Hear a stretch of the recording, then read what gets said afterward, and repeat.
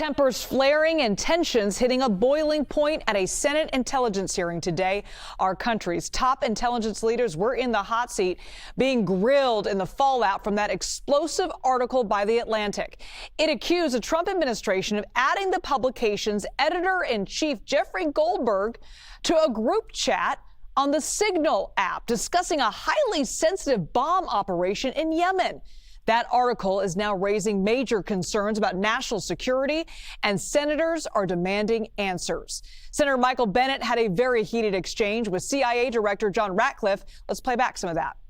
Did you know that the president's Middle East advisor was in Moscow on this thread while you were, as director of the CIA, participating in this thread? Were you aware of that?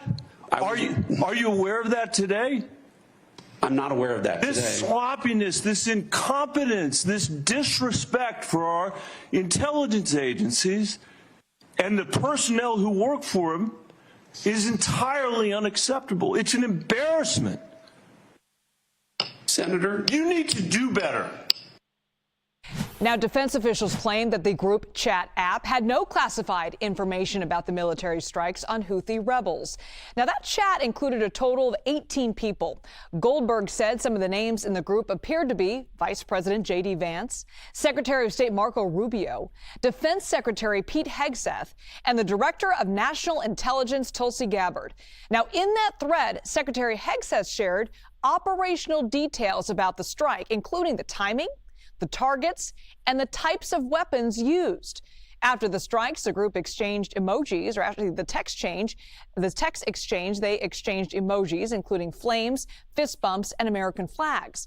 Now, the National Security Council issued a statement saying that the messages seem to be authentic, and they will review how Goldberg was added to that text chain. Now, today, senators repeatedly pressed Tulsi Gabbard to release those messages. Let's listen to this exchange with Virginia Senator Mark Warner. Director Gabbard, did you participate in the group chat with Secretary of Defense and other Trump senior officials discussing the Yemen war plans? Senator, I don't want to get into the specifics. Ma'am, were you on? You're not going to be willing to address. So you're not. Are you denying? Ma'am, will you answer my question, ma'am? You were not TG on this group chat. I'm not going to get into the specifics. So you refuse to acknowledge whether you were on this group chat. Senator, I'm not going to get into the specifics. Why are you going to get into the specifics? Is it because it's all classified? Because this is currently under review by the National Security Council. Because it's all classified? If it's not classified, share the text now. Now, Democrats spent the morning voicing their concerns. Just take a listen to some of their remarks. Every single senator, Democrat and Republican and independent, must demand accountability. I am calling for a bipartisan investigation in the Senate of this mishandling.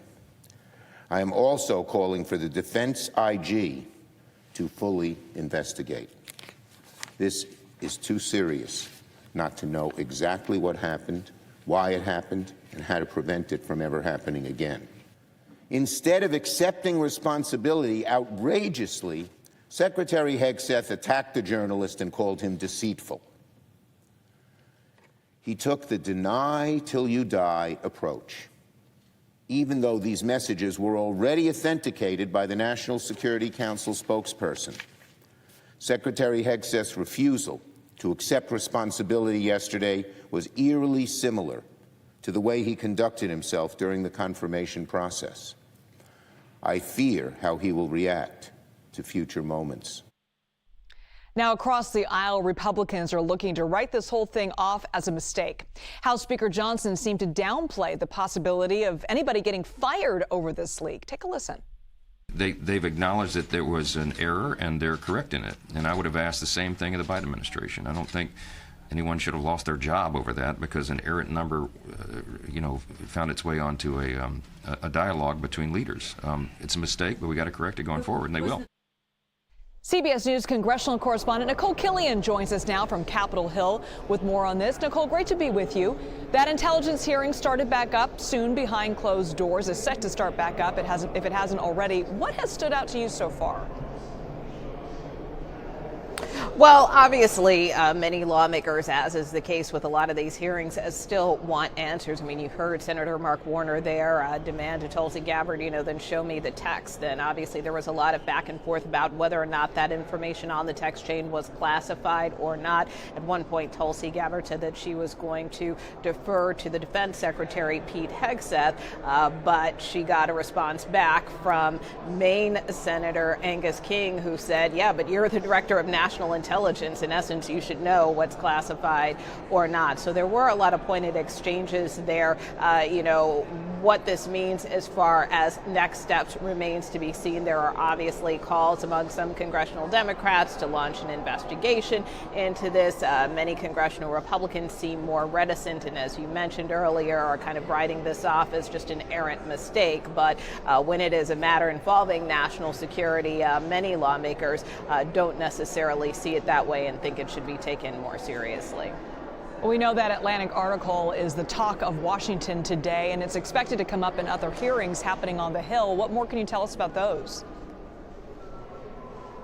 Yeah, well, obviously there will be a similar hearing in the House tomorrow with Intel officials, so I doubt this issue is going to die down anytime soon, as House lawmakers also kind of get a crack at asking these top intelligence officials more information about what exactly happened here and what went wrong. But that being said, again, the pressure continues to mount for some type of more deeper probe or investigation. But again, you have a lot of Republicans who right now are in control of both chambers, kind of pushing back against that. They feel, for the most part, that, if this was a mistake, let's try to make sure it doesn't happen again. I would note there are also, or have been, some calls for the National Security Advisor, Mike Waltz, who former member of Congress, for him to step down. Many Republicans for now seem to have Waltz's back as far as that is concerned. The Speaker Johnson made clear he does not think that he should resign or step down, but it'll be interesting to see in light of these hearings if pressure grows against Walz to take some type of action. Certainly that is something we continue to watch for, potentially also as the administration tries to contain the fallout from this incident. All right, Nikole Killion live for us on Capitol Hill. Thank you so much, Nikole. National security correspondent Charlie Daggett. Charlie, we've seen some tough questioning on Capitol Hill today by members of the Senate Intelligence Committee. I'm curious, what are your thoughts on what you've seen so far this morning? Yeah, you know what? It was a grilling, and I think we could have expected a grilling, because this is the most major security breach in a generation or more. We have to be honest with that. This is a breach, an intel breach that potentially put service members' lives in danger. And I think we have to pick it apart at those levels, okay? Because that's the first thing, and that was urgent. Never before certainly in my experience, have I ever seen something on a channel like Signal being broadcast, if you will, or being shared in real time as a conflict was underway. We use Signal here. I use it with my contacts here at the Pentagon. It's commonly used among service members. It's even used in the field. But I asked everybody, I said, in any scenario, would you have that? They said, absolutely not. I mean, it's very black and white. There are laws against it. And of course, when it comes to force protection, that is the ultimate concern here. So away from national security, which will be a problem in the days ahead, because if that information, sort of American military tactics in the middle of a conflict, were to fall into the wrong hands, that is a national security issue. There will also be issues if this investigation, if there is to be an investigation, about the legalities of what has gone on. So in this building and in the White House Situation Room, right, it's called a SCIF. And I had to actually remind myself what SCIF meant. Sensitive Compartmented Information Facility. Okay, they're very strict. There are certain rooms, almost all of them, I can't go into with my phones. It's just not allowed. Also, you're not allowed to take a phone in there or take a phone out of there. Okay, these are closed environments because of the conversations that take place. And there are systems in place for these classified conversations to take place. They're a bit unwieldy. You have to use different phones, different equipment, different systems, but they are in place so that you don't have to use something like Signal. But my takeaway from what I was hearing at that hearing today, or the grilling today, is as it went on, it seemed that both the individuals there, Tulsi Gabbard and the other, sorry, name escapes me, were both starting to lean toward the defense secretary. I heard Nikole Killion saying just now that there's a debate over whether the information that was inside that chat was classified or not. And the senators were arguing, if it is not classified, just share it with us. Or maybe the reporter can share it with us. Would you give him the okay to share it with us? Neither individual was happy about doing that. And then they started saying, well, the classified element of that information actually came from the Secretary of Defense. SecDef is in Hawaii right now. He's on a trip to Indo-PACOM on a tour. In fact, one of my colleagues is with him. So he's been relatively quiet, aside from berating the original source of the journalism and trying to undermine the quality of that journalism. So I think once we start drilling down into what was said and what they're comfortable in releasing, especially when it comes to target acquisition and sequencing, those are both very critical things, we'll get a clearer idea of who's culpable. And Charlie, you brought up a really important point there earlier, was you talked about the legality of all of this, how these details could be a violation of laws. Are we talking about the espionage laws? And in which case, that's very serious if you violate those. Yes, it's the Espionage Act, or the Espionage Law, and also the Records Act. And they are kind of in tandem. Okay, so it's important to note that both of those laws, or neither of those laws, have to do necessarily with malice. It's taking classified information and sharing it in an unclassified way, or even unwittingly, to people that haven't got the classification qualifications, if you want to put it that way. So there doesn't need to be shown. When you think of espionage, obviously it sounds like spying, right? You're getting information and you're giving it to the wrong folks. It also includes accessing information, and this is where I go back to the skiff. There are certain individuals who have access to that kind of classified information, and if they take that information, which is classified and should not leave the room except to other qualified members on qualified systems, and that gets disseminated, let alone the whole fact that it went to a journalist, the fact that they were having the conversation at all on Signal will call into question certain legal ramifications. Now, who is going to launch those legal proceedings? That's a whole other question. Is it going to be the Department of Justice? These days, it's hard to tell. Is the Senate going to push for it? I don't know what kind of levers of power that they have. But it's been said to me, when I walk around these halls, I said, really, Signal? And there's a sense of bewilderment, because if there was just an intelligence officer, if there was a soldier or a sailor that had shared this sort of information, they wouldn't have a job today. We'll have to see what the fallout from all of this is as it continues. Charlie D'Agata, thank you so much for joining us. Always great to see you. A new statement from the White House on the controversy surrounding the Atlantic article that we've been reporting on. What are you hearing there from the White House? Yeah, the fallout continuing over that Signal group chat fiasco. The White House put out a statement a short bit ago suggesting that the recent news around the Atlantic Signal reporting is, quote, a coordinated effort to distract from the successful actions taken by President Trump and his administration to make America's enemies pay and keep Americans safe. They also pointed out that the Biden administration removed the Houthi rebels as a designated terrorist organization, and that Trump, on his first day in office, redesignated them as a terrorist organization. So trying to compare themselves to the previous administration and the way they handled these rebels, trying to take that spin rather than recognize this breach of security that this was, including the editor-in-chief of the Atlantic magazine on very sensitive conversations happening in the Signal group chat with top administration officials. We also heard from Caroline Leavitt, the White House press secretary, this morning in a post on X, where she said that no war plans were discussed,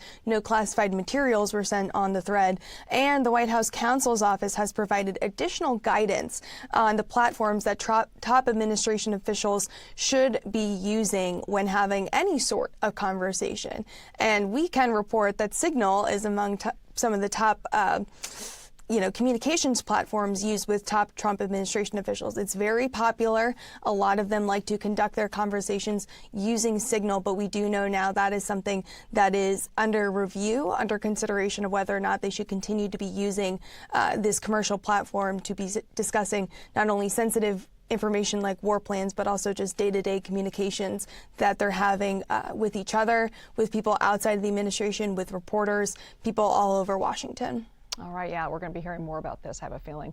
Olivia, Rinaldi, thank you so much. A heated Senate intelligence hearing, top cabinet officials facing tough questions after The Atlantic published an article detailing how their editor-in-chief was added to a group chat with top cabinet defense officials discussing a U.S. strike in Yemen. CBS News correspondent Shanelle Kaul has been following this all day for us in our newsroom. Shanelle, what can you unpack from the hearing so far? Well, so much to unpack for you, Liz. The public portion, we should mention, of that Senate Intelligence Committee hearing has now wrapped up. So the committee now moving to a closed session. That, of course, means we don't have the luxury or privilege to listen into those conversations.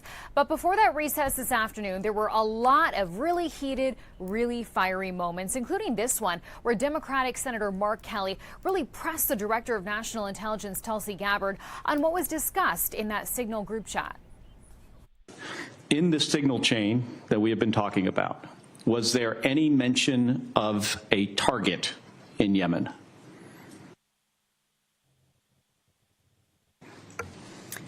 I don't remember mention of specific targets. Any generic target?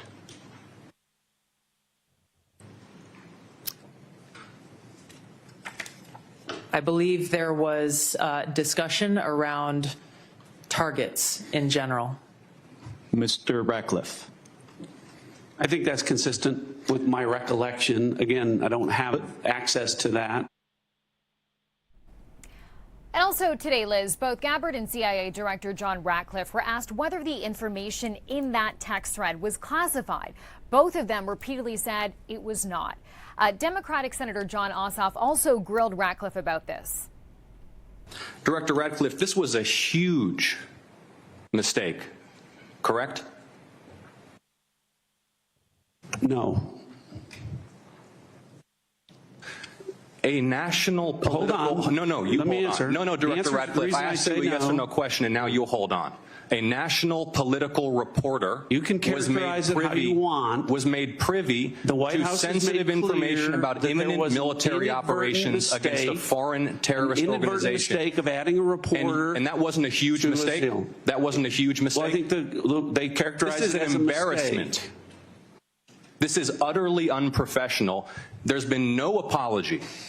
There has been no recognition of the gravity of this error. And by the way, we will get the full transcript of this chain, and your testimony will be measured carefully against its content. Thank you, Mr. Chairman. And Liz, lawmakers on both sides of the aisle have really criticized this security breach. You heard earlier this hour Charlie D'Agata calling this the biggest national security breach in a generation. So there are certainly Democrats who are now calling for those officials that were in that group chat to be investigated. But when FBI Director Kash Patel was asked about that today, he said, look, I just found out about this whole text fiasco last night, and that he hasn't determined yet whether an investigation will in fact happen. Yeah, and laws could have been violated as well. All right, CBS News correspondent Shanelle Kaul, thank you so much for that update, Shanelle.